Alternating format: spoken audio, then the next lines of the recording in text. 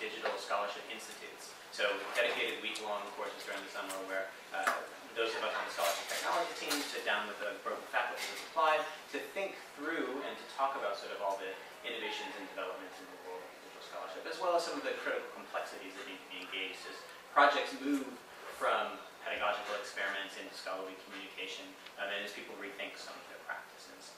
We've worked with about 20 faculty over the course of the last couple of years doing that.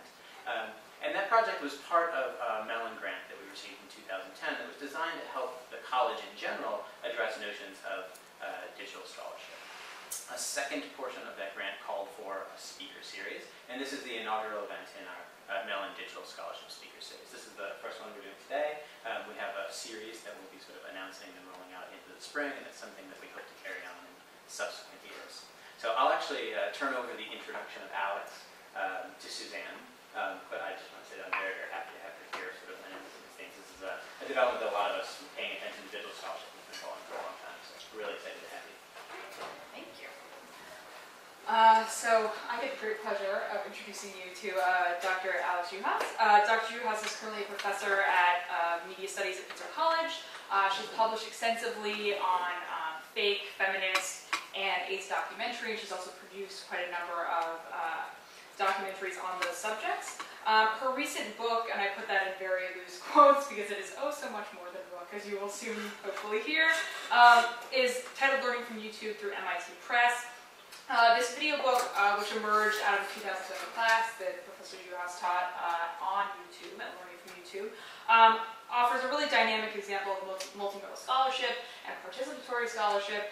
It also suggests a lot of alternative forms of scholarly publication, and I think it offers a really rich exploration of how we might write and think about digital and social media through the very forms we're looking to analyze and critique. So currently her work engages with YouTube and more radical uses of digital media, and her talk today is titled Feminist Online Spaces, Building and Linking Principled Sites in Collaboration. I find her work really thought-provoking and inspiring, and I'm sure you will as well. So without further ado.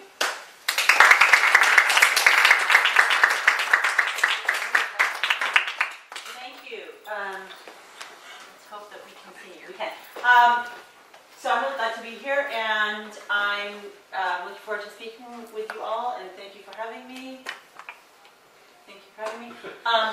Here's the plan. I'm going to talk for about 40 minutes, probably, showing you primarily my book, Learning from YouTube. We're going to end with a hands-on project where each of you are going to be asked to produce some media, which we will then share, and that will be sort of the question and answer session. So if you're scared, get scared. If you're excited, get excited. You will be put on the spot and online by the end of my talk. I wanted to retitle my talk for you today once I thought a little bit more about what it is that your interests are.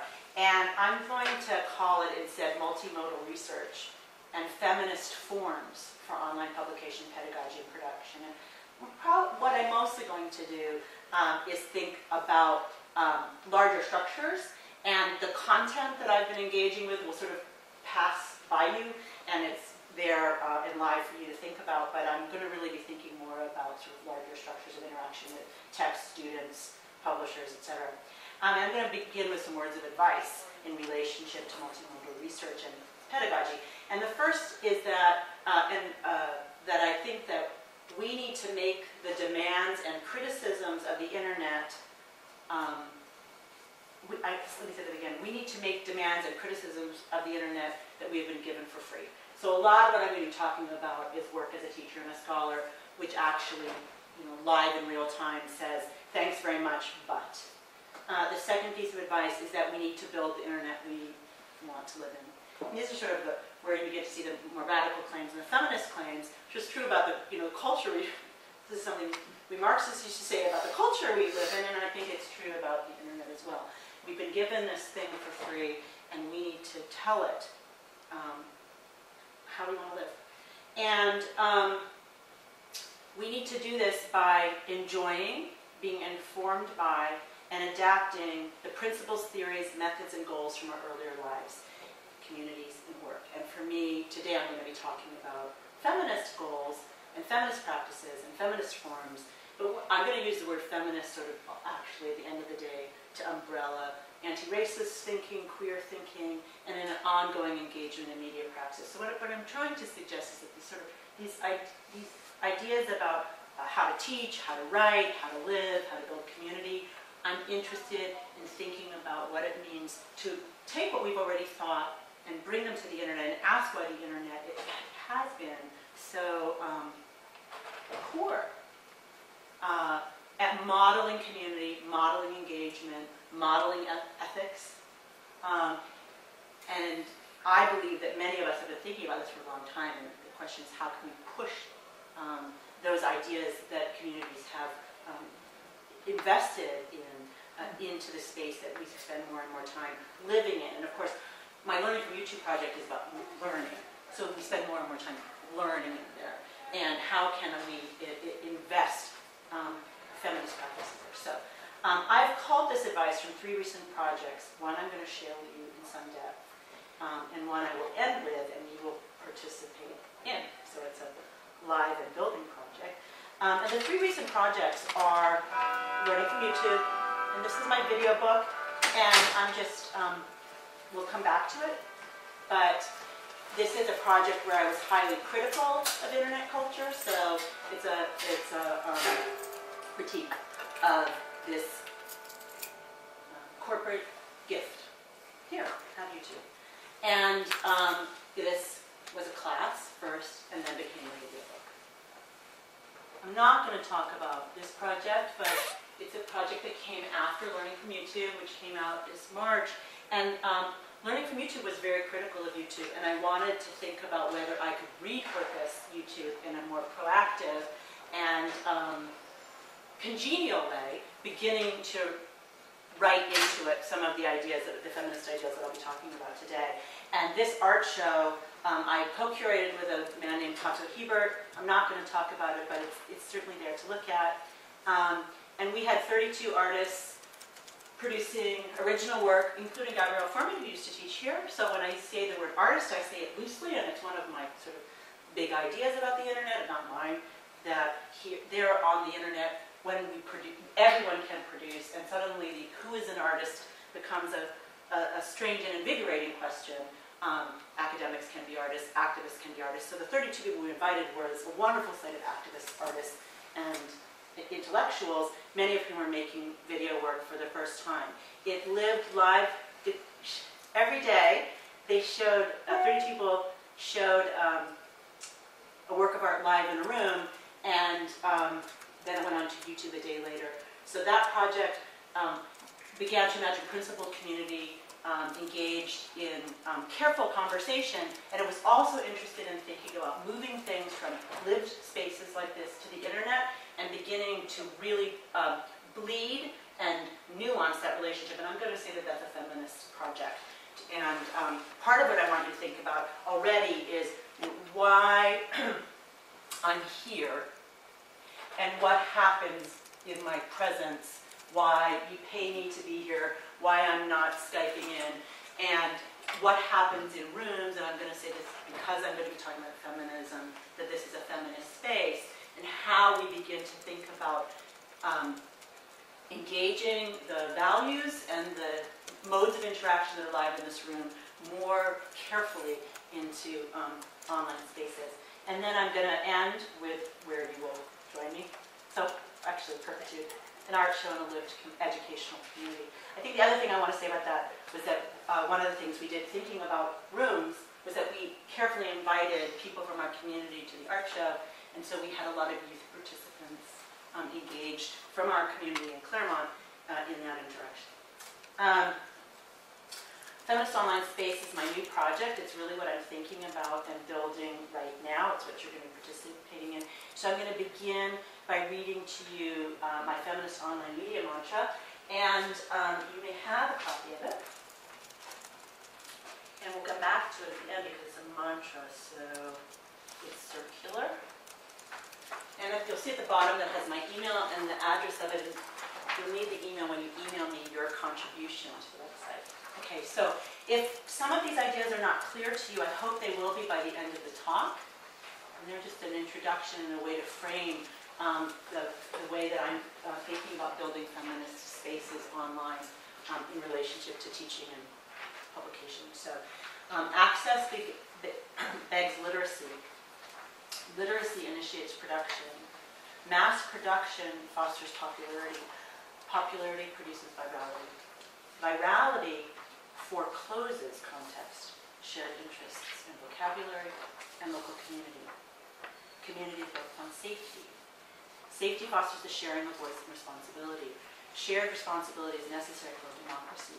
Democracy protects vulnerability. Vulnerability forecloses visibility. Visibility demands a safe space. Safe spaces need rules and hierarchies. Rules and hierarchies require transparency and process. Process is built upon equal voices. All voices want a body. A body needs to be visible. Visibility allows for warranting, and that maybe is a word that not everyone's familiar with from new media studies, but a verifiable link between an online presence and a real body. The opposite of anonymity. Warranting ensures civility and positionality. Positionality fosters political community. Political communities demand spaces, both virtual and real. Spaces demand access. To begin, I am a feminist, activist, video maker, and scholar, and that's what I still am, and what I was when I entered YouTube. And this is just to kind of give you a little primer, just from my website, of the kind of work I had done beforehand. The Owls, which is produced a lesbian feature film that I produced here in Los Angeles out of a radical collective scale, a documentary I made with my sister about ending the war in Iraq. Video Remains an experimental video about AIDS activism. Dear Gay, a not so experimental video about documentary about feminist family, released collaborative project I made on women in prison, The Watermelon Woman, another film I produced, the first lesbian feature film. And so my interest in media has always been about how communities and individuals empower themselves by using media to speak against power and to speak against mainstream culture. So 5 years ago, I started to get these emails from people like, hey, you should check this out. It'd be like a link, and I'd take the link, and there'd be something that was not recognizable to, whatever, erudite me, activist me, whatever it was, like, what is this piece of smarmy, obnoxious other culture? I have nothing to say about this. I don't even know what this is, and I would erase it. And then, like another week, so this is the beginning of YouTube. We didn't know what it was. I kept getting these things. I kept throwing them away. I'm like, I'm not interested in popular culture. I'm not interested in mainstream culture. Actually, I'm interested in revolution. And this is not revolution. I kept erasing them. And then I was like, wait a minute. This is what I thought the revolution was going to be. The revolution was people having access to technology, being able to make their own media, distribute it easily, and have it be seen. I'm throwing it away. Oh no. So I need to think about this seriously. And that was when I decided to teach the class. And I taught the class 5 years ago. The first version of it. I've taught it now 3 times. Recording. You don't want to be seen on YouTube for this class. You should know right now that we're recording, so you want to be someplace behind. So I taught a class. The class went viral. I made millions of objects in the making of it, and ultimately made a book. And I'm just going to give you a little bit of background about the course, so you can kind of see how it's situated. The class was held on YouTube. This is the website. This is the YouTube site for the class. Extremely hard to use to teach a class on. And one of the things I can mention there is that this is this idea of criticizing something we get for free. My students were absolutely enamored with YouTube, especially when I first started teaching their class. And when I asked them to do things inside of it that were quite normal to them, that they couldn't do, suddenly the architecture became noticeable like that. And it's not something that we tend to think that much about, all the things we're given for free, like Facebook or Twitter or whatever. Oh, there's constraints. I wonder why you can't find anything on YouTube. Interesting. Given that Google owns it, there might be a reason why you can't ever find anything. What would that reason be? So by doing something like learning, something that my students know how to do and understand the rules of, they began to be able to name the rules of YouTube. It also made them much more as any sort of self-reflexive project is, they began to be quite self-reflexive about what they wanted inside of rooms and what worked inside of classrooms that wasn't happening on YouTube. And YouTube sort of stands in for all of the places online where we spend more and more time and where we're learning. So the question of the class was like, what if we learned everything on YouTube? Oh, we do. What world is that? What school is that? What are we? Where have we found ourselves, and what demands do we need to make before it's too late, really? So one of the things that happened is we couldn't organize ourselves inside of YouTube. The way the class works is all of their assignments were YouTube videos or comments.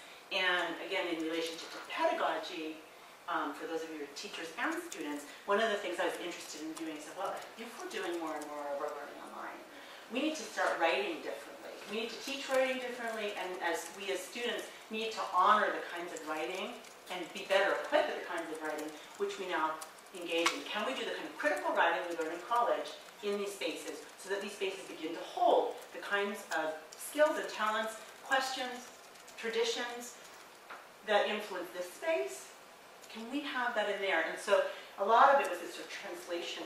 So they're making videos, they're writing comments, and we could never find anything, we couldn't hold anything together, so we started to use these group pages, and we built a lot of them, and you can see on the red there. So here's one of the liabilities about working inside of corporate-owned spaces that you get for free. One day they took them down. Google just was like, okay, no more group pages, gone. And I'm about to publish my book with MIT Press, and here's all this I've been referring to. It's gone. It's gone, gone, gone. And my IT department came in and tried to save some of it, and this is, well, we got like 2 layers in. Because if they gave you no notice, they don't owe you anything, and they're not expecting that you're building important things in there. They're expecting that you're fooling around and having fun. So, this is to engage in serious activities in these spaces that we've been given for free is to be their pawn. And again, they don't owe us anything. Okay. So the course went viral, as I said. Michael, Lola, and Marquine. So does it feel like 20 years for Regis? Feels like 40 to me, but let's keep going. Really? Here's the toast. Thank you very much, everybody. Here's the toast to everybody here, and everybody's the one. Erica Washington, WESH 2 News. And remember, you can catch Live with Regis and Kelly weekdays right here on WESH 2 at 9 a.m. Well, you probably never thought it would happen, but YouTube.com might be coming to a college curriculum near you. Students at Pitzer College in Claremont, California will be logging on to YouTube for credit this fall. The 35 media studies students will meet in a classroom, but their assignments will be primarily online. Class lessons include watching YouTube videos, writing comments about them, and even posting their own videos. Sounds tough. Yeah, really. I'm sure some kids will still sleep in, miss class, and get C's and D's in that leftover class. Remind me of the leisure skills development class I took in college. Leisure skills? Everybody got an A in it. I got a C. So it really did go viral, and that was, you can't plan virality, although of course there's huge amounts of money now engaged in trying to plan virality. But it was an incredible lesson for my students because in a number of ways. And there's where you see a lot of the ideas about virality began. My sort of negative feelings about virality and community began there. For something to go viral, it has to be made fun of, it has to be understood in an extremely superficial way, and it has to be able to move very quickly, which is based upon this sort of spectacularization of anything. And my students didn't want to be seen that way. So although they thought they wanted to be viral, when you are viral, you realize that no one is seeing me at all. In fact, not only are they not seeing me, they're seeing some perversion of me. And we understood what we were doing was serious. All the viral stuff was joking like this. Although actually, when people interviewed me, which this is like off the AP Wire, so they just reported it, they got it. Like, people get why you want to study YouTube. And then it became a little more serious. But a lot of the students were doing was sort of standing up for this educational experience we were having, trying to think in real time about the new media forms that have been foisted upon us and that we enjoy. The other thing, I totally blocked on virality. Oh, well, they didn't like people watching them. So the idea that you want to be viral and a celebrity and all that, like, it sounds pretty cool until there's not cameras like that, but huge cameras in your classroom, and people are watching you, your parents are watching you, and you're saying, I saw you in that class, and that class is really, ridiculous. And so that was also really important for us to think about, and it happened because we were self-reflexively engaging in that form itself. As I was teaching a class, I was writing about it, and here you see that first class that you just saw on YouTube, inside my blog.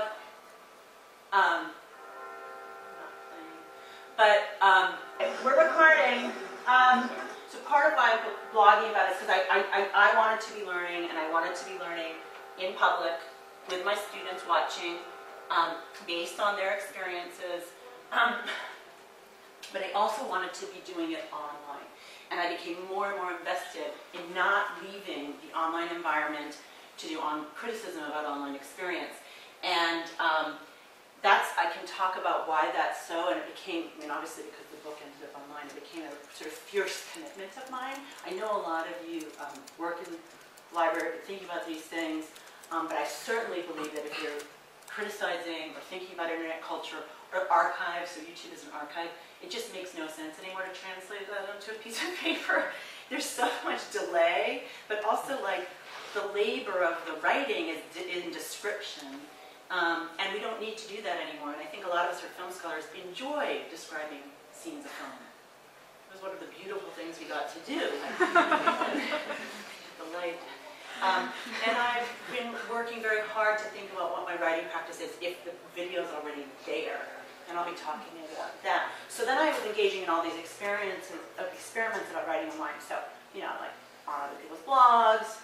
In this case, another kind of wacky experiment I engage in, where I read for my second video paper. for the Learning from YouTube course. I'm going to perform for you a paper that I delivered in May at an academic conference called the International Communications Association. And this is what I call a bad video, and I'm going to talk a lot about bad videos. Bad videos are videos that, there's a lot of different kinds, but this is a bad video because it's ill-equipped for this space. So the idea that you like literally smash something that you used to do someplace else in there, no one's going to watch this. So this is well suited for an environment, an academic environment. It's also well suited as a piece of writing. It's really bad here. So a lot of what my students and I were engaging is how do I think about translating the way I talk, the way I know, my ongoing interests into this space so that they sit in there and they're part of the conversation in the vernacular of the space. So I've been doing this now for a few years, and I have hundreds of objects. So hundreds of student videos, which are very good, by the way, and you'll see some of them, where they're thinking with me about what YouTube is. My own writing, my own blogs. This stuff is heavy. Wow, I've written this is heavy as a book. This is a book. A book. I take it to Vectors, and I think many of you are familiar with Vectors. It's an institute at USC that helps academics engage in beginning their first attempts to do multimodal scholarship. And I go, I want to make a book, but I want to make a book online. I want to make what is ultimately called a video book. And they said, well, what you really have is an archive and a database. And they helped me figure out how to take my database and put it into this tool. And this is a dead tool. We don't use this anymore. But I took all those objects and put them into their database and ultimately produced Learning from YouTube. And it sits here. And just a couple things for the professors and librarians in the room. It was a delight to work with MIT Press. They were part of a Mellon grant with some other presses who are at the forefront of thinking about academic publishing online, and they want to be thinking about it. So it's MIT, UC, Duke, and one more, I keep forgetting. They were delightful and open, and they couldn't do it at all. And they were willing to admit that. It was quite delightful. The head of the press is really wonderful there, and I enjoyed working with her very much. They couldn't do anything. They just pushed every boundary they had about what their job is, what my job is. And so I'll talk a little bit about that process, but not so much. But for instance, this one was really interesting to fight for the ISBN number. Again, they were more than happy to accommodate, but it took legally a long time to allow that to occur. And I said, it's a book. Now, it's really a website. It's just a very big website. But it's a book. I need it to be a book because I don't need it for my promotion, but other people will need it for theirs. And if it's a book, and if it's published by MIT and it's peer-reviewed, it can count as a book. People who want to get tenure or jobs or whatever, and so we're gonna put a book-like stamp on it. And they did agree to do that. The other thing that is pretty radical that you can see here is that it's free. So it's open access, and I mean, again, it took the lawyers there about a year to write a contract for my book, which is now a contract they use for a lot of books there, because they didn't know how to sell something for free. And it wasn't in the language. Again, they were happy to do it, but it really pushed all the boundaries they had about like moving objects. Like so much of their the way they work is like how many objects you move, who moves them, who works in the press to move them, who shows them.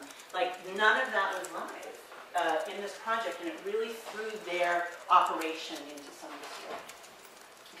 So now here's learning from YouTube. This is the front of the book. I want to suggest that there are three broad principles which I understand as feminist, which describe its organization. One is that there's a premium put on literacy, so learning to read the internet, and on production, learning to make things inside the internet, and you'll see that throughout. In a place, so in this case, my book, video book, where process, visibility, voice, and community dominate, where those principles are the ones that are organizing my writing and my thinking, both online and off, because this began as a class. And so pedagogy, of course, becomes an important theme. And where even so, there's a huge amount of structure, visible structure. So a lot of what I was interested in doing was trying to press against the false flatness and transparency of the internet and say, this is a highly structured experience. So that stuff I was saying before about how people don't think about architecture. This is highly structured. I'm actually in control. I'm the author. This is not as flat as it is, and it's a million times flatter than any book I've ever written or any book any of you have read for class. It's still I'm still authoring it. And so that was very important to me. So in the first page here, I'm going to call out a couple, what I think are feminist values. One is about the sharing of voice. And I'm going to say this again while producing a hierarchical structure. Now, the way the book works is that Blue Words roll video. YouTube is the subject of this video book. We call it a video book because, although holding lots of words, and even things like chapters, what we call tours, just like a book, a lot of its expressive content takes place in video. Not to mention design, which sort of looks like YouTube, but is built to do a lot of things differently, like letting you search, for instance, or allowing you to see a map with all of the work on the video book, and have these textios, what we call a page that organically links text and video. Textios, how these textios are interrelated. Thus, YouTube is also the form of this video book. which ensures this project is reflexive about video and YouTube, just as is so much that happens there, telling stories about itself, about video, about YouTube, and therefore YouTube is also the method of this video book, the how and the why of the project.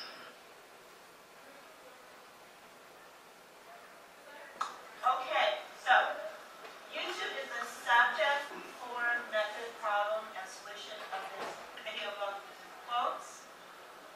It took us a long time to figure out what to call this thing, and we came to the term video book because it is at once and it's not a book. And I'm wondering if first you guys can talk about the ways in which this is actually like a book, why it's recognizable as a book, why we have the book in the name of this main project. Okay. It's like a book because there are words and pieces to it, like any other book, and also there are images. You don't put elements. Okay, so like the book is composed of words, it's an argument composed of words. And it's a long argument composed of words, right? So it's not really like an article. Yeah. Like going through the numbers that go into chapters. Exactly. Organized and have that. They're kind of like, if there's close to chapters as a great book would be, right? And in fact, you can follow the book as the beginning, middle, and end. So it does have some structure, which is sort of like the full context. Yes. I think it's a lot more like a Harry Potter newspaper. Moving images. Okay, so here I want to highlight that there's an incredible self-reflexive, it's a very insanely self-reflexive project, and you're engaging in that self-reflexivity. You're watching watching it doing itself over and over again, and that to me comes straight out of my feminist engagement with naming processes, and pedagogy itself becomes one of those named processes. And I think that for those of us who are professors, we very rarely talk about our pedagogy inside of our academic work. And so one of the things that's been really interesting for me, and a real change for me, who's not a professor of education, is to make my teaching and the processes of my interactions with my students the self-reflexive subject and learning itself and writing the subject of the book. So green words are in the glossary. Red words take you off the book, and I'll show you some in a minute. But again, that's very important for me in thinking about how writing changes on the internet, because you have, what you see here is this insane form of non-academic writing of the sentences and bullet points. It's like a PowerPoint or a tweet. And the depth of the writing is not on the page, because if you're writing if you think about this as your page, you don't want to scroll. You want to start to design the space.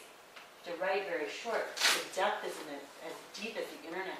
So the sharing of voice, there's myself and my students who make a lot of the work, but they're sharing my voice with me and the whole internet.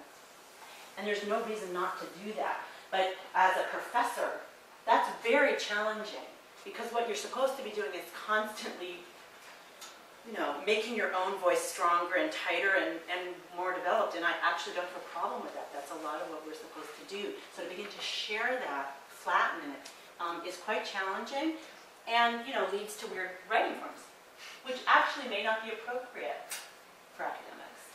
So a lot of the book is begging the question, do we want to go down this road of sentences? The ADD reading practices that are referred to by my student and wanting the Harry Potter book is also, the world we live in. So we're teaching to students who do want multimodal engagement with learning. They want to click and play. They want, they are distracted.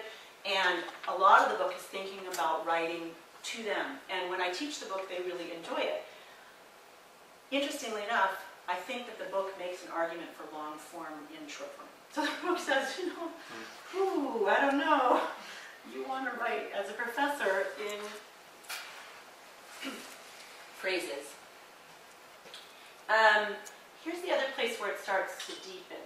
So, and there's not a lot of things to click actually, so by the time we're done, you'll understand how to play with it. the origins of this content tells you where the videos are from and where the ideas are from.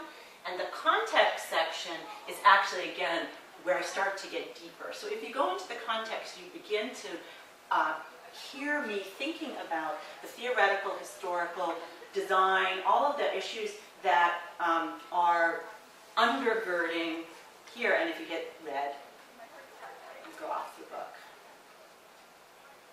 Let's see. Okay, so the last feminist principle that's here, which has been huge in my career, is the idea the idea of public intellectualism. So access to my ideas to a wider public who are not necessarily in the elite liberal arts environment that I'm in. That's quite expensive. And again, access to production. The idea that all human beings can and should be producers, making the culture and contributing to the culture we live in. And this you can see here. The C also, they're actually written by my students. They're not written, they're produced by my students. And if you hit them, they take you to YouTube videos that are like the ones on the screen. And you can see that the students have chosen these self-reflexive mirrors and mirror sorts of things. Okay. Now, these are the chapters of the book. They're called U-Tours. That came out of the class itself because one of the things we realized that you couldn't do on YouTube was have shared, repeatable, mappable experiences. And so one of the assignments we came up with together was, let's have tours. And I continue to use that word. Now, how to use this video book. So this is what we call a triage page. And again, this is sort of pushing against the transparent structure of most internet sites. So you actually can see everything that's in this chapter in the tour. And you can also not just see what's in it, but which tours they're in and how they're tagged. If you want to use the book, you can follow the tour like this. And here it will say, you're in Textile 1 of 3, and there's 3. So, when you write a regular academic book, you don't need to teach people how to use it. And I absolutely need to teach people how to use this book. And that itself, raised interesting questions for me. So this shows the feminist ideal of transparency of structure and process. And also a lot of ideas that I have about commenting online. Now, I'm actually going to talk while this is playing because I want to model distraction. And I want to think about what I had thought about what it meant to write my book on the internet when no one's going to read it carefully. And did I want to give that up? When you write a book, you believe that people are going to read it like this. All the way through, from beginning to end. And I know no one's going to read the book this way. And I also know they're going to click things all the time, and there's videos on there, and the videos are really fun. And it's just a lot of how I thought about my writing.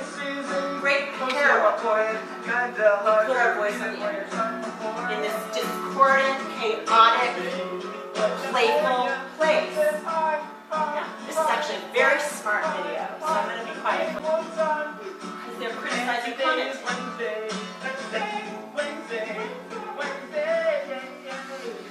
Saying, post a comment on me. And maybe you'll be seen on YouTube, except for you won't. And the comments are all silly things that people are writing, like smiley face, hi, I love you. Cute, whatever. Now.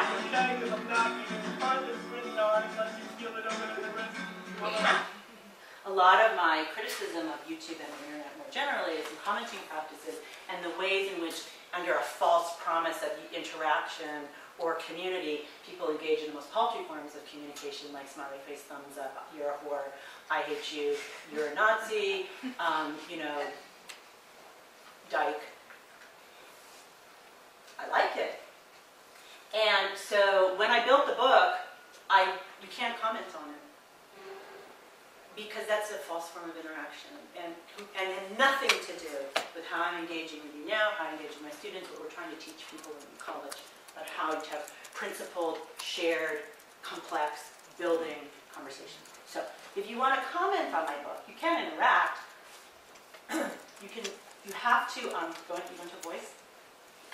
You can write your own text here.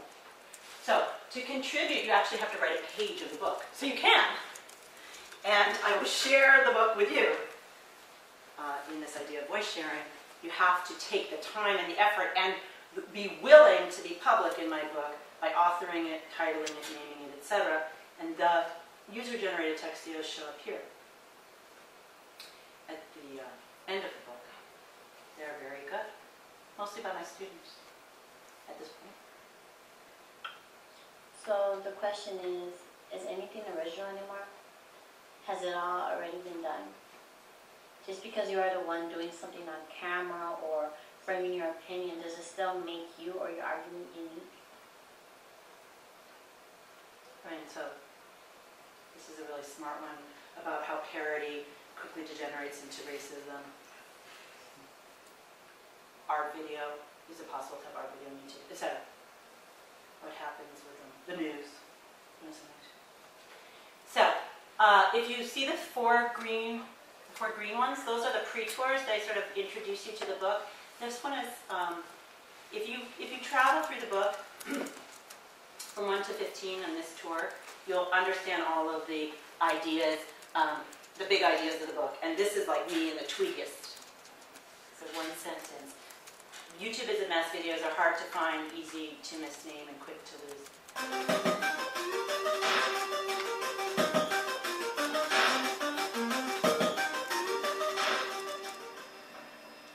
Oh, I didn't see you there. I think today we should talk about the search function of YouTube. And let's start with the strengths. So what I want to highlight here in relationship to form is what I've already discussed, what it's like to write in sentences if you're a professor. But also what I was much more interested in, which is a kind of montage practice that I think that writing on the internet demands. So here you have 2 videos and a piece of text, and this is the meaning-making system. Most of the way that people have quickly adopted to writing online is to use video as illustration of text. And what I'm trying to do is think about what happens if the main meaning is here, and this might be supplemental, or that these 2 ideas start to press against each other in a much more complicated dialogue, or the 3 of them. And that is a new form of writing. You know, Eisenstein was doing it for 100 years earlier, but in a linear form. And I'm interested in building it across the page. And I think, you know, that is how we're going to write the most sophisticated online. Just another example. So YouTube is home to the formal divide. This is a very complicated argument, and you have to watch the videos to understand it. So here's where I'm beginning to talk about the fact that there's bad videos on YouTube, bad videos that people make, good videos that corporations make. Not a democratic place at all. It's a place that cements understandings we have of our culture. So this is very interesting because it's a fake user video. Now here, a commitment to the experience, voices, representations of women, people of color, and queers is a feminist commitment I have that is not even visible here, so that I'm just making my example of lesbian culture. I don't comment on it in any way. It's just assumed that this kind of culture, you know, could hold my academic argument, and across the book, I try and do that wherever I can.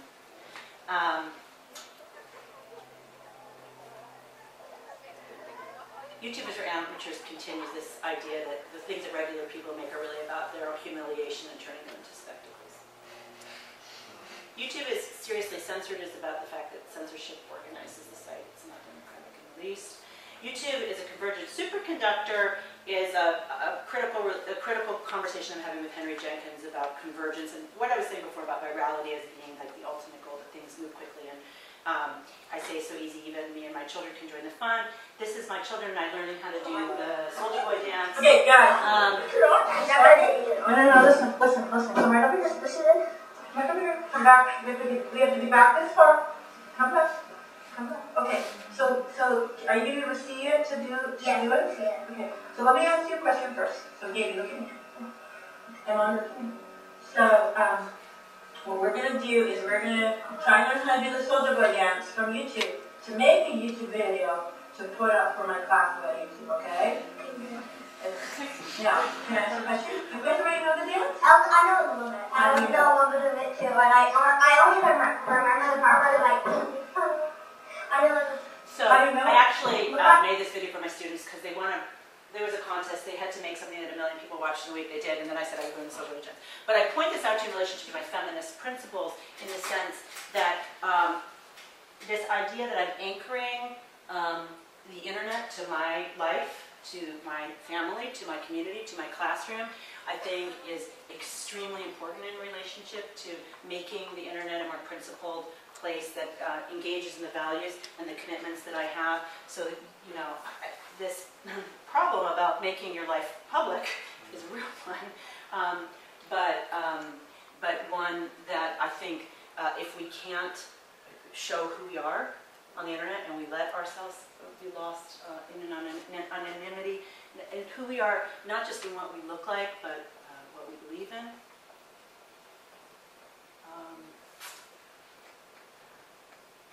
We're lost, literally. So this is me showing my hand and suggesting, letting you know who I am, and not hiding behind the scrim of very easy to access anonymity. Also, I think that so much of the scholarship on new media has been preoccupied with technology, with wires, with cold systems, with thinking that it is apolitical. I didn't want to be the YouTube scholar that did the weird thing and surprised people. I was sort of like, you know what, this is who I am. I'm asking these questions of the internet. You either like them or you don't, but please don't brutalize me if you don't want people asking questions about race, sexuality, gender, etc. Like, don't do the meanest thing to me. So I'm just going to tell you who I am, because the internet is such a brutal place, and I didn't want to take anyone by surprise. So this is a feminist commitment to positionality, to say that I speak from this place, from this set of experiences, from these commitments, and I decided I had to write it into my book. And then criticizing media in the forms themselves. So this is how search works. I spelled it wrong.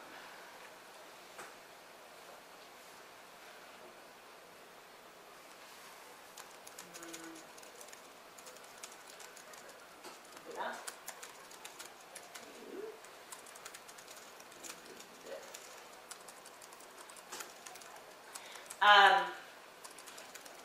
And I'm sort of wrapping up here. When I said I want to model the world, I want to model the internet that I want to see. I want to model criticisms of the culture we've given for free live in the way that we do that as academics, rewriting those in the vernaculars and forms of the internet. This is an extremely good video made by some of my graduate students that I believe this is what I'm hoping for. When YouTube videos make systematic, theoretical, and communal political claims grounded in personal experience, and they move towards third to user-generated, simple in form, complex in thought, media about the material of daily life, not beholden to corporate media, culture, and products. It's not easy to be me. Title: Semi-witty, one-word pun referencing popular mixed-race discourse. A proclamation that I'm more than a sum of my parts and 100% Hapa, and no offer of any linguistic or socio-political context of the term. Flashy graphics appear on the screen to ask classic philosophical questions appropriated for Hapa-specific identity issues. Designating my racial and ethnic background so that you can satiate your curiosity and attempt to distinguish perceived phenotypical features on my face. Contemplative autobiographical moment in which I share feelings of alienation while growing up, and my subsequent Hapa awakening in college. Show pictures of my parents and other family members so you can visualize my family dynamics. Discuss one or more of the following issues: assimilation, dating, or misidentification. Comment on ourselves being the best of both worlds and the worst of both worlds, reducing complex notions of culture to symbolic items like food, dress, or cities. Impassioned plea for extinguishing racism and racial profiling. hopeful but misguided belief that simply being Kappa is sufficient to cure all racial divides. Kappas are taking over the world.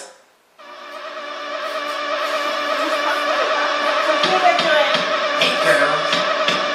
Hey boys. Original research about what is happening on YouTube live in the form of a YouTube video that makes an argument, a very complicated argument, in 2 minutes. So, the last thing I want to show you, again, that I would call, there. Weird. Either. Probably, maybe it's back in here. I can find it this way. So, you know, the self-reflexivity of the project also occurred in terms of its own writing, its own publishing, and there's a lot of conversation in the book about negotiating the contract and how, you know, so this is me actually publishing a letter that I wrote to my editor at MIT with his permission and talking about how nothing in the contract made any sense. And so in relationship to all of the items that you see here.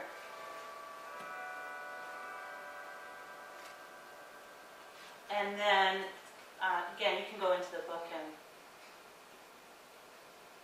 read it if you were interested. This is about thinking about more about writing. I covered a lot of this, so what it means to do this writing. I'm writing about doing the writing in the book itself.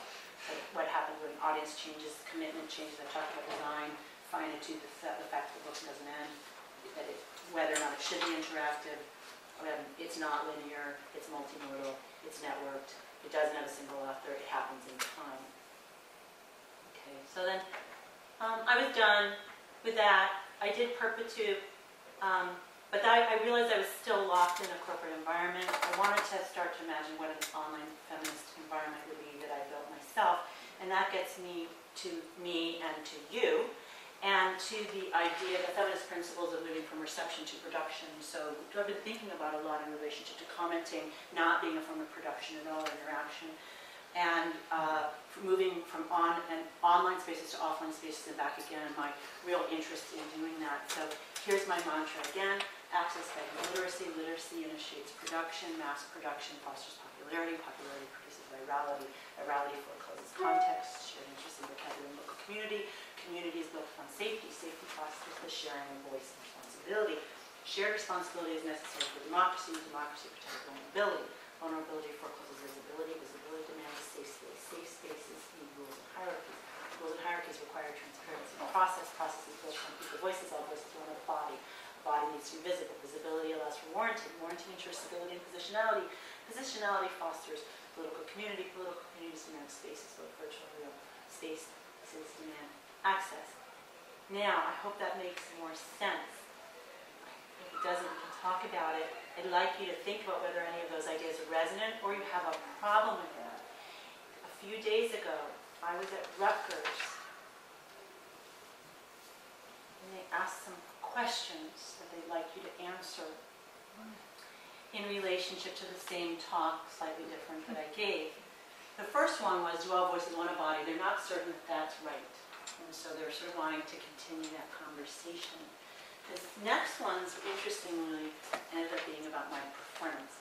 How does the delivery of Alex's lecture in our room challenge us to rethink the use of form in scholarly praxis? Does all feminist scholarship need an aesthetic? Why does Alex call her talk a show rather than a performance or lecture? They've asked these questions to you, and they would love to know what you think. On this site is a gallery of things that people have made as I've been giving this talk that you're going to make things like right now. But you must open. It's been so good so far. So I've been on, so Concordia was my first stop, UCLA was my second, Rutgers was my third, and Occidental is now, it's empty. But some of the things people have made, I'm going to give you 10 minutes. This was made by a graduate student in UCLA, and I think she's in cinema. She made that on a computer.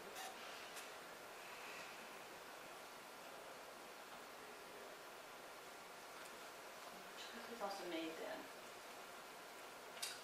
This was made by my dad, who happened to be in the room. He's a professor. So it was a piece of paper. My father is also a survivor of the Second World War and certainly believes, is very paranoid and right free still. This is made by a young woman in the room who's an artist. What if I don't know? The question I'd asked them was, what makes this space feminist? If we go to see what happened 2 days ago at Rutgers. I just put this up. This is from a 70-year-old woman who said that, can you read this? Relationships? Lots of YouTube is too loud and frenetic, e.g. the Sex Pistol video, which I showed you. And you focus. So I guess I'm showing you this because I want you to understand that anything you make on any form is viable, and a lot of what I'm interested in asking you to think about is vulnerability by putting yourself online and sharing your voice with others. You're also now, if you agree to participate, will join an ongoing dialogue, and people can come back and look. You can continue to talk. I brought 2 cameras. People have things of various forms, like phones. You have paper. You maybe have computers. I would love to make something in relationship to the questions that were asked to you, or anything that I said for my mantra, and take 10 minutes. Then we're going to come back and we're going to share them with each other. You can email them to me and I'll actually show them on the screen. Are there any questions? Who would like my little cameras? You just push a red button and stop it. Come on, you got to go for it. If you're scared, you need to think why. Yeah. If you're not used to making things, you need to think why. If you are used to making things, go for it. If you're not an artist, you can be one. Anything you say is valuable. You join the conversation. I'll give you 10 minutes. My email